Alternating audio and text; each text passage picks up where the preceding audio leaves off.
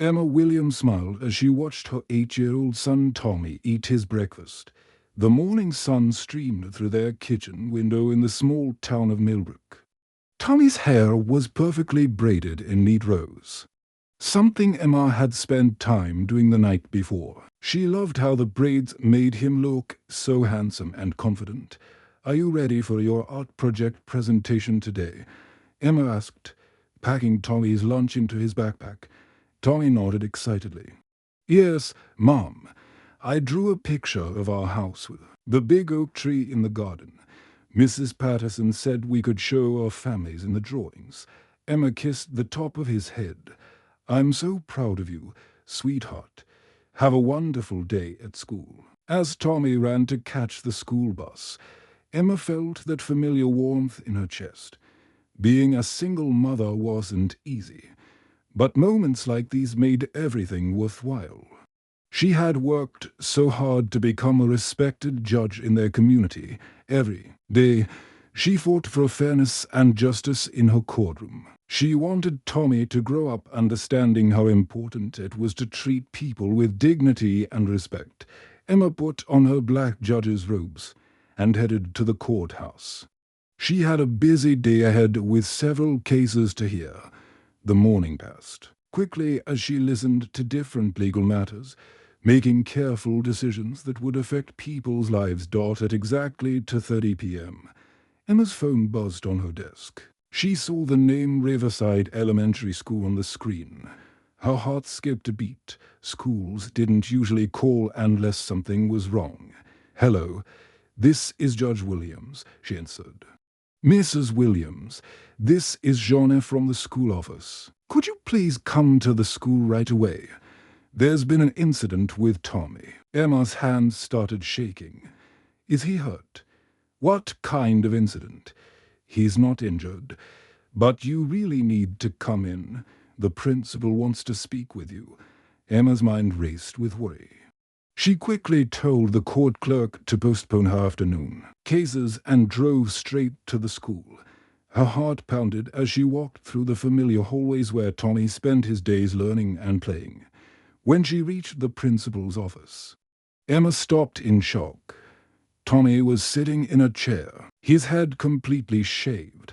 Her beautiful boy was crying quietly, his small hands covering his bare scalp. The neat braids she had so carefully made were gone. All of his hair was gone. "Tommy." Emma rushed to her son, kneeling down beside him. "What happened to you?" Tommy looked up at his mother with tears streaming down his face. "I'm sorry, Mum. I didn't want her to do it, but she said I had to." Emma's eyes filled with tears as she held her son close. She looked round the room and saw Mrs. Patterson, Tommy's teacher, standing nervously in the corner. The woman wouldn't meet Emma's eyes. "What happened to my son?" Emma asked, her voice shaking with emotion. Mrs. Patterson cleared her throat. "I'm sorry, Mrs. Williams. Tommy's hairstyle was against our grooming policy. I thought it was best to handle it quickly before it became a bigger problem."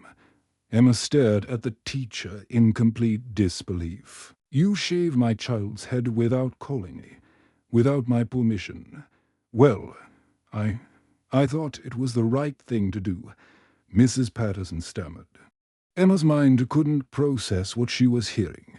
As a judge, she dealt with difficult situations. Every day, she was used to staying calm and thinking clearly.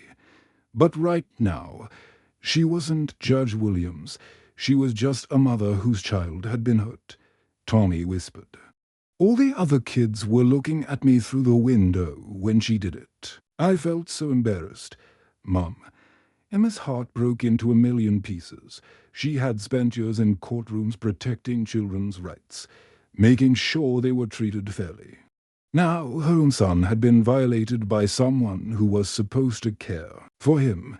She looked at Tommy's teacher, trying to understand how someone could do this to a child. The braids hadn't been messy or inappropriate. They were neat, clean, and beautiful. Emma had been so proud of how handsome Tommy looked that morning. Double quotes Mrs. Patterson. You had no right to do this." Emma said, her voice stronger now. "This is my child. You should have called me first." Emma held Tommy close, feeling his little body shaking. She was a judge who believed in justice and fairness. But right now, she was just a mother whose world had been turned upside down. All she could think about was how to help her son heal from this terrible experience.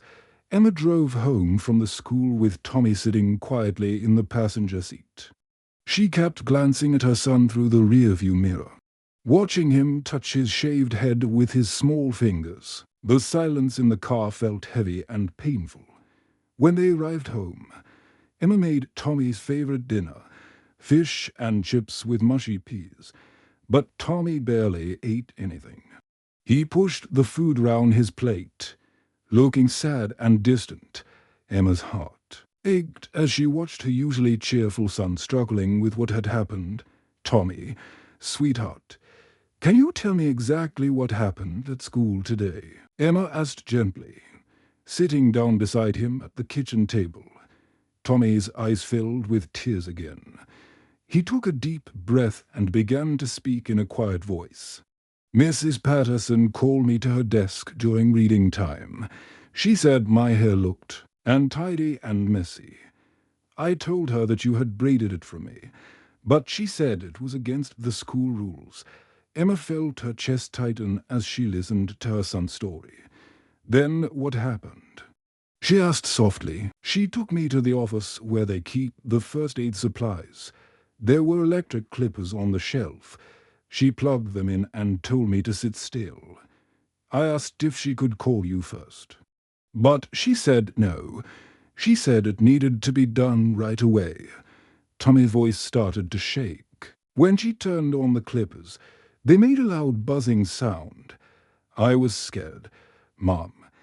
All the other kids from my class were looking through the office window. Some of them were pointing and whispering. I felt so embarrassed." Emma reached over and took Tommy's hand. "Did she explain why she thought your hair was against the rules?" Tommy nodded sadly. "She said it was different from the other boys' hair. She said it might distract the other students during lessons. But Mom, my hair wasn't messy. You made it look nice."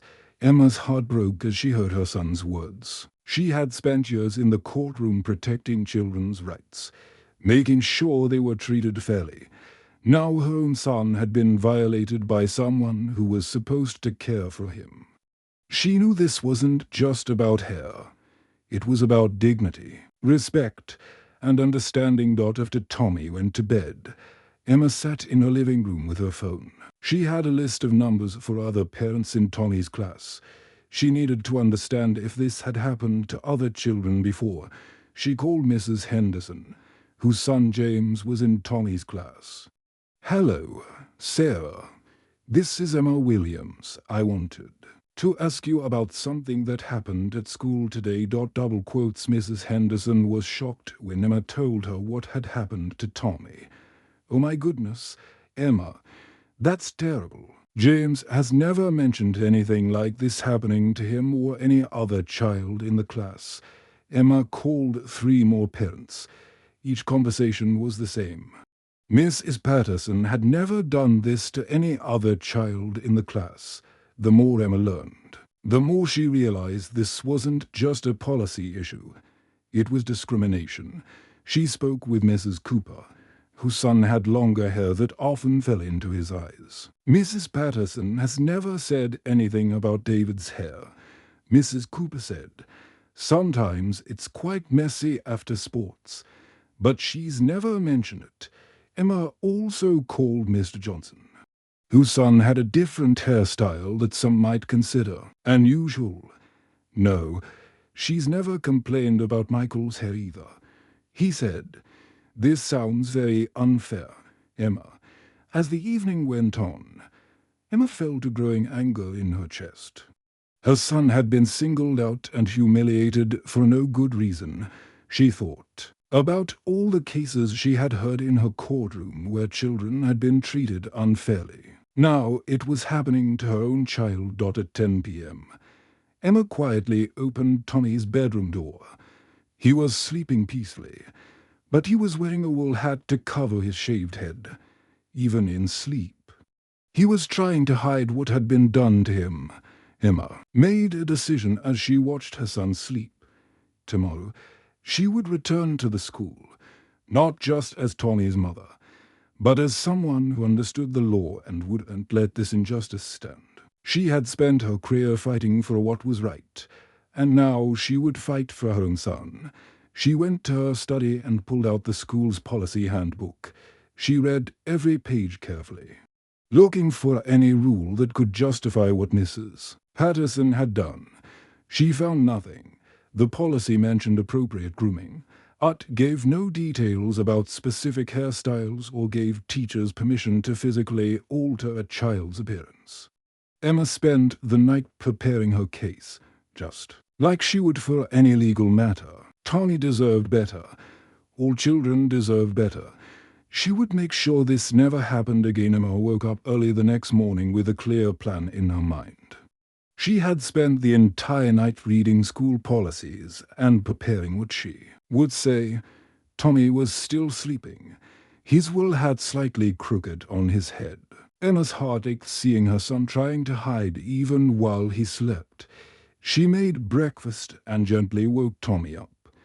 "Good morning, sweetheart. How are you feeling today?" Tommy touched his head through the hat. "I don't want to go to school, Mum. Everyone will stare at me." Emma sat on the edge of his bed.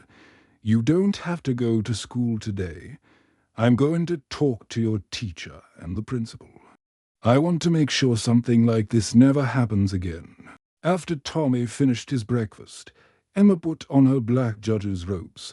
She wanted everyone at the school to understand exactly who they were dealing with. She wasn't just any upset parent. She was Judge Williams, someone who knew the law and wouldn't be intimidated. Emma arrived at Riverside Elementary at 9 a.m.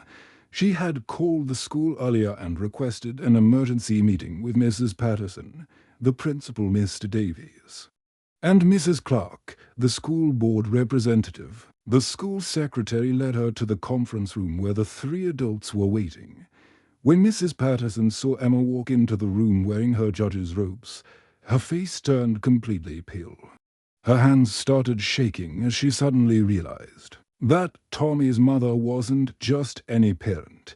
She was Judge Williams, known throughout Millbrook for her fairness and strength in the courtroom. "Good morning," Emma said calmly as she took a seat across from them. "Thank you for meeting with me on such short notice." Principal Davies cleared his throat nervously. "Judge Williams, we want to resolve this matter quickly and fairly." Emma looked directly at Mrs. Patterson. "I need you to explain why you felt it was appropriate to shave my son's head without my permission or even a phone call." Mrs. Patterson's voice shook as she spoke. I thought it was best for the class. His hair was different from the other children." "It was distracting." "Different how?" Emma asked, her voice remaining calm but firm. "My son's hair was clean, neat, and styled with care. I spent time braiding it the night before." "How exactly was it distracting?" Mrs. Patterson looked down at her hands. "Well, it wasn't like the other boys' hair. It stood out." Emma leaned forward. "So you're saying that because my son's hairstyle was different, you had the right to shave his head without calling me first?" "I thought I was following school policy," Mrs. Patterson whispered. Emma pulled out a copy of the school handbook. "I've read the entire policy manual. It mentions appropriate grooming, but nowhere does it give teachers the right to physically alter a child's appearance. Nowhere does it say that braided hair is inappropriate." Principal Davies shifted uncomfortably in his chair. "Judge Williams, we're very sorry for any misunderstanding. We never intended for Tommy to be hurt." Emma's voice became stronger. "This isn't a misunderstanding. Mr. Davies, this is about dignity. respect, and ensuring this never happens to another child. My son was humiliated in front of his classmates. He's now afraid to go to school. Double quotes Mrs. Clark, the school board representative, spoke up. What can we do to make this right? Judge Williams. First, I want to understand why Mrs. Patterson singled out my son. I've spoken to other parents in his class. She has never done this to any other child, even those with longer or messier hair. Mrs. Patterson's face turned red. I don't know what to say. Emma continued. Second, I want new policies put in place immediately. No teacher should ever be allowed to cut or shave a child's hair without written parental permission. And third, I want cultural sensitivity training for all staff members. As they talked, Emma could hear voices outside the conference room. She looked through the window and saw several parents gathered in the hallway. Mrs. Henderson was there, along with Mrs. Cooper and Mr. Johnson, all the parents she had spoken to the night before. It looks like other parents have heard about this situation. Emma observed. Principal Davies looked nervous. Yes, it seems the word has spread. Emma felt a warmth in her chest.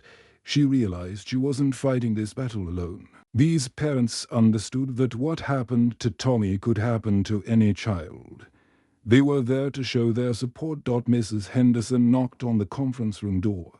Excuse me, but we'd like to know what's being done about this situation. We're all concerned about our children's safety and dignity. Emma looked at the three school officials. You see, this affects everyone. Parents need to know that their children are safe and respected at school. The meeting continued for another hour, with Emma clearly explaining what needed to change and why. She wasn't just fighting for a Tommy anymore. She was fighting for all children. Over the next few weeks, Emma threw herself into creating real change at Riverside Elementary. She knew that one meeting wasn't enough to fix the problems. She had discovered, every evening after work, she made phone calls to other parents and organized meetings with the school board. Tommy stayed home for the first week while Emma worked on the situation. She could see that her son was struggling with what had happened to him. He spent most of his time in his room, wearing different hats and caps to cover his shaved head. Emma knew she needed to get professional help for her son. She found a kind counselor named Dr. Roberts who specialized in helping children deal with difficult experiences. Tommy was nervous about his first appointment, but Dr. Roberts made him feel comfortable right away. Tommy, I want you to know that what happened to you wasn't your fault, Dr. Roberts said gently. You did nothing wrong. Your hair was beautiful, and you should be proud of who you are. Week after week, Tommy visited Dr. Roberts. Slowly, Emma began to see small changes in her son. He started talking more at dinner and even laughed at funny shows on television. The counselor helped Tommy understand that he was brave and strong, just like his mother.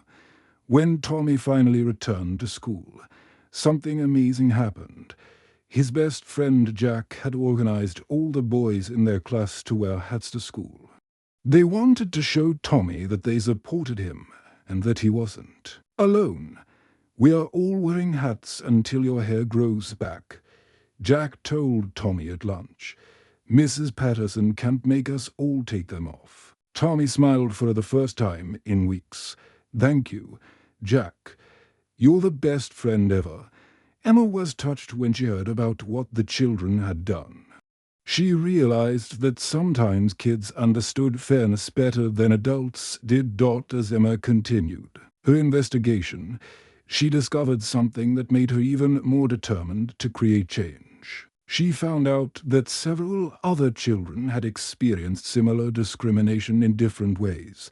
A girl named Lucy had been told her dress was too bright and distracting.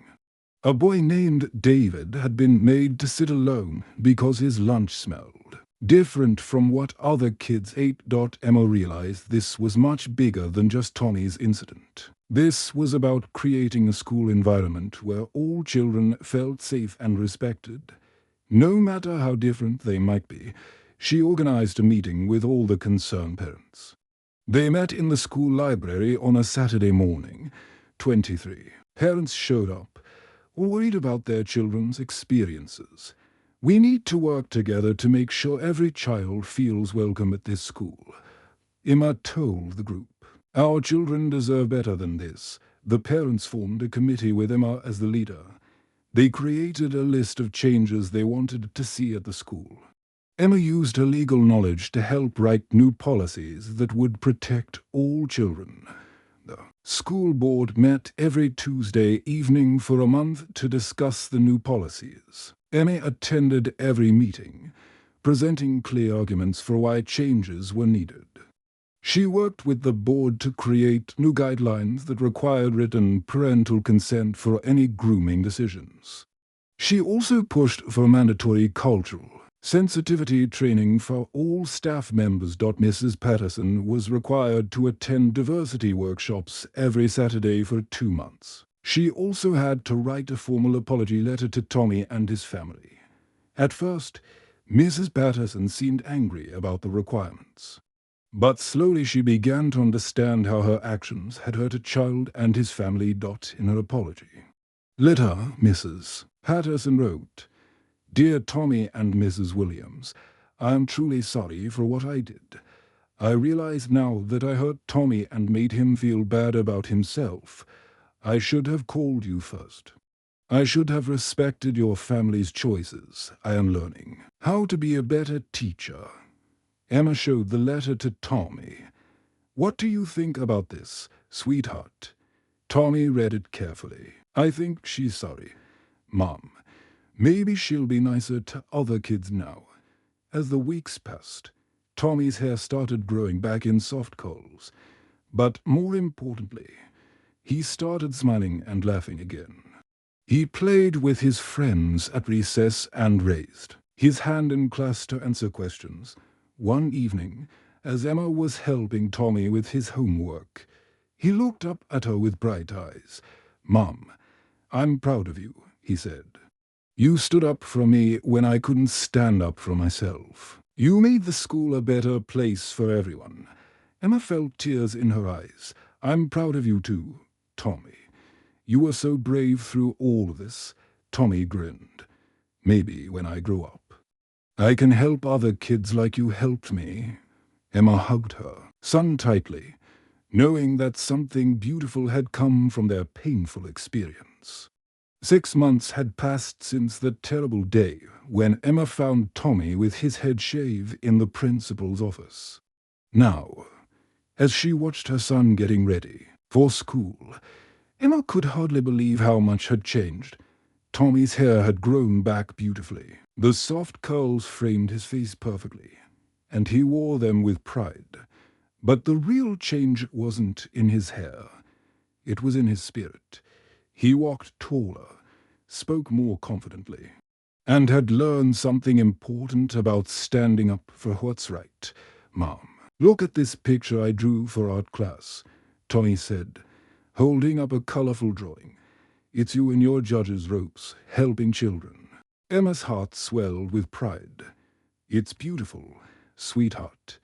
What made you draw that?" "I wanted to show everyone how you stood up for me," Tommy said with a bright smile. "You taught me that fighting for what's right isn't always easy, but it's always worth it." Emma had indeed become a voice for educational reform in their community after Tommy's experience. She had been invited to speak at conferences about children's rights and the importance of dignity. In schools, her powerful story about what happened to her son had touched many hearts and inspired other parents to speak up for their children. Just last week, Emma had traveled to London to speak at a national education conference. She told hundreds of teachers and school administrators about Tommy's experience and how it had changed their lives. Many people in the audience had tears in their eyes as she spoke. "Every child deserves to feel safe and respected at school," Emma had said during A speech. When we fail to protect a child's dignity, we fail as educators and as a community. The new school policies at Riverside Elementary were working wonderfully. The guidelines that Emma had helped create were now being used as a model for other schools across the country. No child would ever again face what Tommy had experienced. Teachers now had to get written permission from parents before making any decisions about a child's appearance, and all staff members had completed cultural sensitivity training. Mrs. Patterson had genuinely changed her approach to teaching. She now worked closely with families to understand and respect their cultural practices.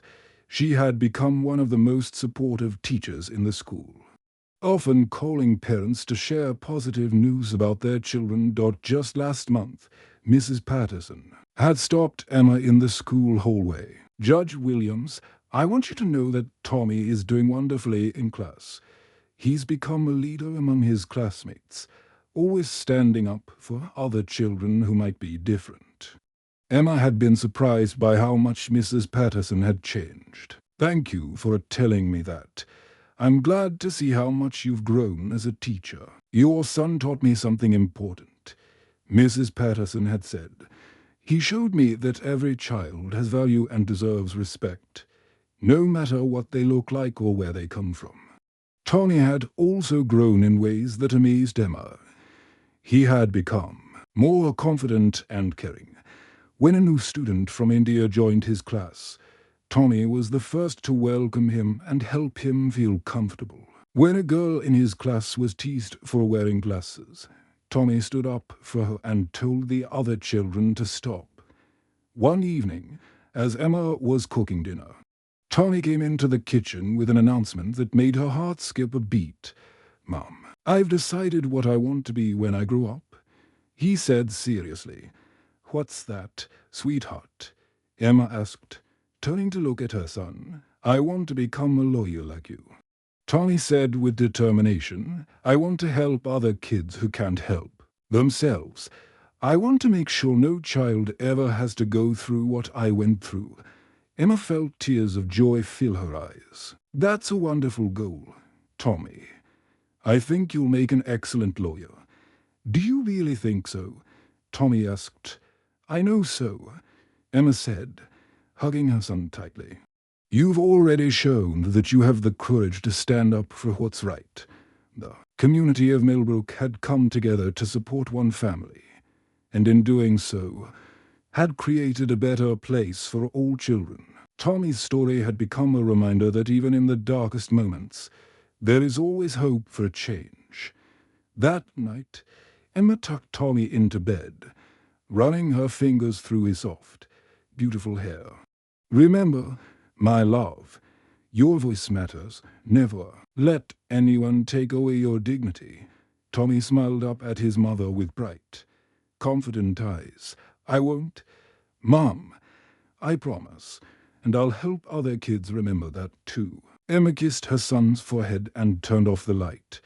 As she walked to her own room, she thought about how their painful experience had turned into something beautiful. They had not only healed from their hurt, but they had also helped make the world a better place for children everywhere.